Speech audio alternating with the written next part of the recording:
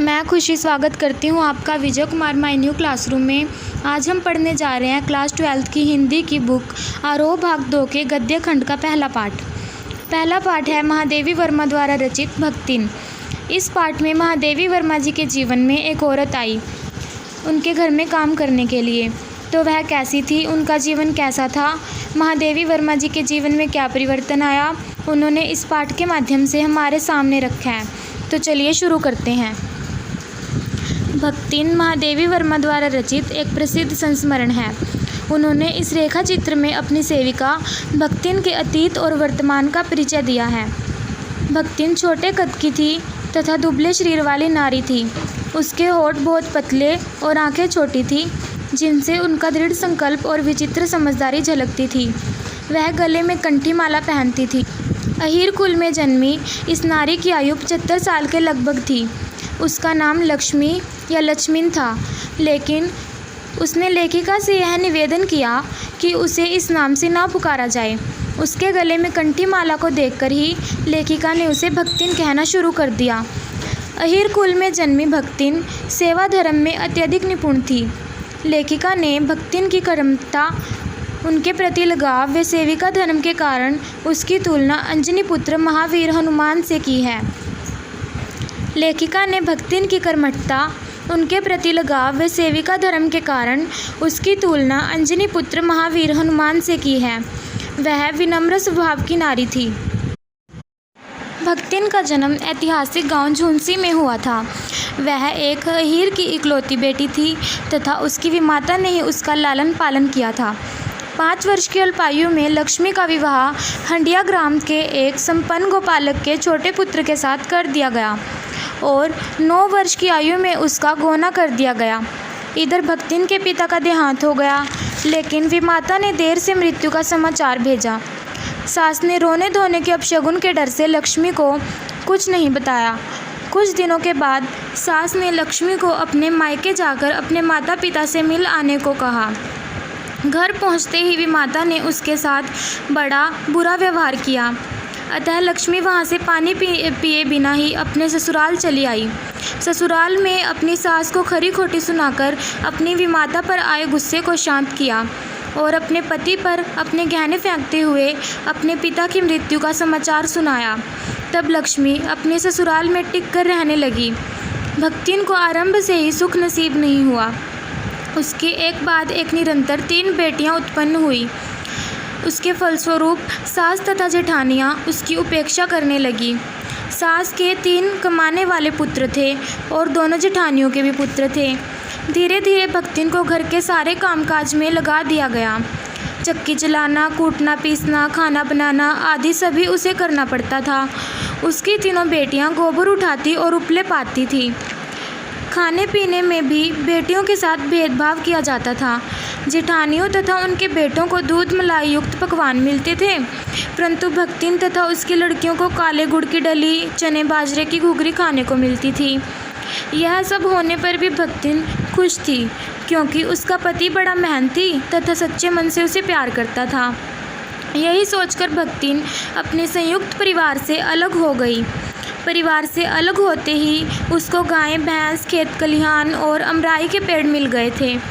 पति पत्नी दोनों ही मेहनती थे, अतः घर में खुशहाली आ गई। भक्तिन और उसके पति ने अपनी बड़ी बेटी का विवाह तो बड़े धूमधाम से किया, परंतु अभी दोनों छोटी लड़कियां विवाह योग्य नहीं थीं। अचानक भक्तिन पर प्रकृति की गाज गिर गई। उसके पति का भी देहांत हो गया। उस समय भक्तिन की आयु 29 वर्ष थी। संपत्ति के लालच में परिवार के लोगों ने उसके सामने दूसरे विवाह का प्रस्ताव रखा, परंतु वह सहमत नहीं हुई। उसने अपने सिर के बाल कटवा दिए और गुरु मंत्र लेकर गले में कंठी धारण कर ली। वह स्वयं अपने खेतों की देखरेख करने लगी। दोनों छोटी बेटियों का विवाह करने के बाद उसने बड़े दामाद को घर जमाई बना लिया। ही उसकी बड़ी लड़की भी विधवा हो गई। परिवार वालों की नज़र अब भी भक्तिन की संपत्ति पर थी। भक्तिन के जेठ का बड़ा लड़का विधवा बहन का विवाह अपने तीतरबाज साले से कराना चाहता था, परंतु भक्तिन की विधवा लड़की ने उसे अस्वीकार कर दिया। अब माँ बेटी दोनों ही अपनी संपत्ति की देखभाल करने लगी। एक दिन भक्तिन घर पर नहीं थी। तीतरबाज साला बेटी की कोठरी में जा घुसा और उसने भीतर से द्वार बंद कर दिया। इसी बीच तीतरबाज के समर्थकों ने गांव वालों को वहां बुला लिया। भक्तिन की बेटी ने तीतरबाज की अच्छी प्रकार पिटाई की और कुंडी खोल दी और उसे घर से निकाल दिया। लेकिन तीतरबाज ने यह बताया कि वह तो लड़की के बुलाने पर कमरे में दाखिल हुआ था। आखिर में गांव में पंचायत बुलाई गई। भक्तिन की बेटी ने बार बार तर्क दिया कि ये तीतरबाज झूठ बोल रहा है, अन्यथा वह उसकी पिटाई क्यों करती। परंतु पंचों ने कलयुग को ही इस बात की समस्या का कारण माना और यह आदेश दे दिया कि अब वह दोनों पति पत्नी के रूप में रहेंगे। भक्तिन और उसकी बेटी कुछ भी नहीं कर पाए। यह विवाह सफल नहीं हुआ। तीतरबाज एक आवारा किस्म का आदमी था और कोई काम धाम नहीं करता था। अतः भक्तिन का घर गरीबी का शिकार बन गया। हालत यहाँ तक बिगड़ गई कि लगान चुकाना भी कठिन हो गया। ज़मींदार ने भक्तिन को भला बुरा कहा और दिन भर कड़ी धूप में खड़ा रखा। भक्तिन इस अपमान को सहन नहीं कर पाई और वह कमाई के विचार से दूसरे दिन शहर चली गई। घुटी हुई चांद, मैली धोती तथा गले में कंठी धारण करके भक्तिन जब पहली बार लेखिका के पास नौकरी के लिए उपस्थित हुई तो उसने बताया कि वह दाल भात रांधना, सब्जी छौंकना, रोटी बनाना आदि रसोई के सभी काम करना जानती है। लेखिका ने शीघ्र ही उसे काम पर रख लिया। अब भक्तिन एक अच्छा जीवन व्यतीत करने लगी। नौकरी पर लगते ही उसने सवेरे सवेरे स्नान किया। लेखिका की धुली हुई धोती को उसने जल के छींटों से पवित्र किया और फिर पहना। फिर उसने सूर्योदय और पीपल को जल चढ़ाया। 2 मिनट तक जाप करने के बाद चौके की सीमा निर्धारित कर खाना बनाना आरंभ किया। वह चूत पाक को बहुत मानती थी, अतः लेखिका को भी समझौता करना पड़ा। वह नाई के उस्त्रे को गंगाजल से धुलवाकर अपना मुंडन करवाती थी। अपना खाना वह अलग से ऊपर के आले में रख देती थी। भक्ति ने जो भोजन बनाया वह ग्रामीण अहीर परिवार के स्तर का था। उसने कोई सब्जी नहीं बनाई, केवल दाल भात बनाकर मोटी मोटी रोटियां सेक दी जो कुछ कुछ काली हो गई थी। लेखिका ने जब इस भोजन को प्रश्नवाचक दृष्टि से देखा तब भक्ति ने लाल मिर्च और अमचूर की चटनी या गांव से लाए हुए गुड़ का प्रस्ताव रख दिया। मजबूर होकर लेखिका ने दाल से एक रोटी खाई और विश्वविद्यालय चली गई। लेखिका ने अपने बिगड़ते स्वास्थ्य तथा परिवार वालों की चिंता को दूर करने के लिए ही भक्ति को अपने घर पर कम भोजन बनाने के लिए रखा था, परंतु उस वृद्धा भक्ति की सरलता के कारण वह अपनी असुविधाओं को भूल गई। भक्तिन का स्वभाव बड़ा ही विचित्र था। वह हमेशा दूसरों को अपने स्वभाव के अनुकूल बनाना चाहती थी और स्वयं बदलने को तैयार नहीं थी। स्वयं लेखिका भी भक्तिन की तरह ग्रामीण बन गई, किंतु भक्तिन वैसी की वैसी ग्रामीण ही रही। शीघ्र ही उसने लेखिका को ग्रामीण खान पान के अधीन बना दिया, किंतु स्वयं कभी भी रसगुल्ला नहीं खाया। भक्तिन बड़ी व्यवहारिक महिला थी। वह अक्सर लेखिका के बिखरे पड़े पैसों को मटकी में छिपाकर रख देती थी। उसके लिए यह कोई बुरा काम नहीं था।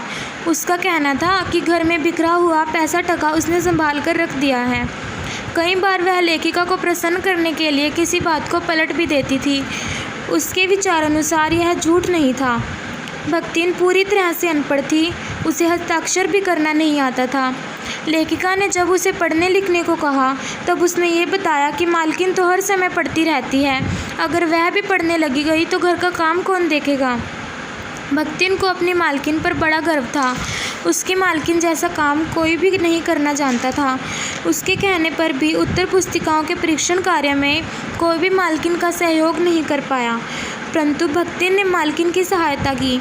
वह कभी उत्तर पुस्तिकाओं को बांधती, कभी अधूरे चित्रों को एक कोने में रखती, कभी रंग की प्याली धोकर साफ करती और कभी चटाई को अपने आंचल से झाड़ती थी। इसलिए वह समझती थी कि मालकिन दूसरों की अपेक्षा विशेष है। जब भी लेखिका की कोई पुस्तक प्रकाशित होती थी तो उसे अत्यधिक प्रसन्नता होती थी। वह सोचती थी कि प्रकाशित रचना में उसका भी सहयोग है। अनेक बार लेखिका भक्तिन के बार बार कहने पर भी भोजन नहीं करती थी। ऐसी स्थिति में भक्तिन अपनी मालकिन को कभी दही का शरबत पिलाती तो कभी तुलसी की चाय।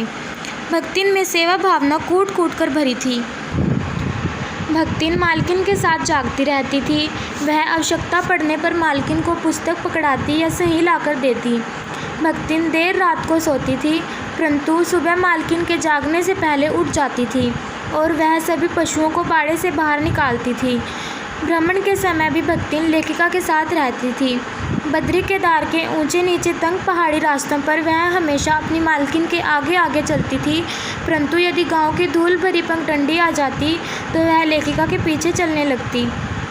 इस प्रकार वह हमेशा लेखिका के साथ अंगरक्षक के रूप में रहती थी।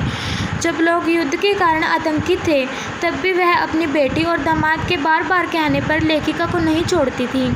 जब उसे पता चला कि युद्ध में भारतीय सैनिक हार रहे हैं तो उसने लेखिका को अपने गांव चलने के लिए कहा और कहा कि उसे गांव में हर प्रकार की सुविधा उपलब्ध होगी।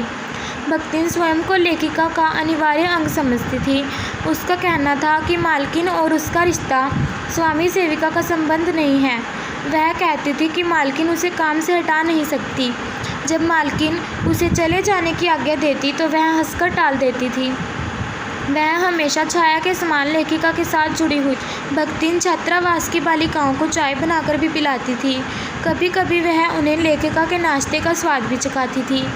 जो परिचित लेखिका का सम्मान करते थे उन्हीं के साथ वह अच्छा व्यवहार करती थी।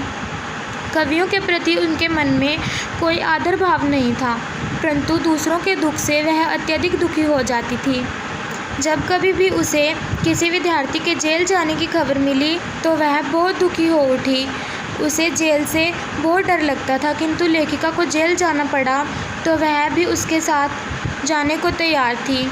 उसका कहना था कि ऐसा करने के लिए उसे बड़े लाड से लड़ना पड़ा तो वह पीछे नहीं हटेगी। इस प्रकार लेखिका के साथ भक्तिन का बहुत अच्छा संबंध स्थापित हो चुका था। भक्तिन की कहानी को लेखिका ने अधूरा ही रखा है। तो इसी के साथ हमारा ये पाठ यहीं पे ख़त्म होता है। आई होप आपको ये पाठ समझ आ गया होगा। Thank you.